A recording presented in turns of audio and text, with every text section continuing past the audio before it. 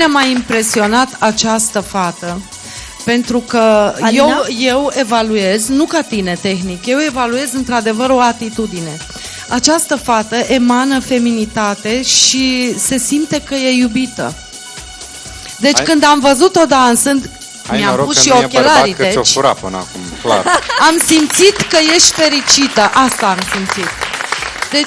Deci e și meritul lui Marcel. Greu de explicat. Da. Nu aș vrea să se înțeleagă că trebuie să fii neapărat o pereche în viața reală ca să dansezi excelent. Nu, ea tehnic are perfectă dreptate. Există un frate și o soră care de ani de zile reușesc să ocupe primele locuri la concursurile de dans sportiv.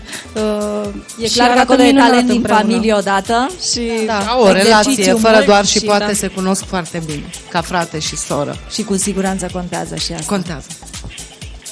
Da, deci Alina și Marcel primesc câte puncte? 3 puncte, normal. La cine se duc cele 2 puncte? Cele 2 puncte se duc către Maria și Octavian.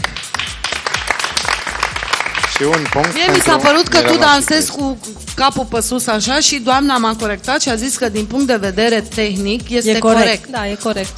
Dar zic, uite dragă, nici nu se uită la ea. Deci așa trebuie. Dreaptă, impunătoare, da.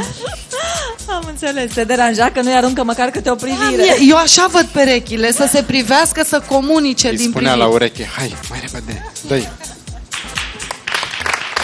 Și un punct, perechea cu numărul 3, Mirela și Cristian, nu?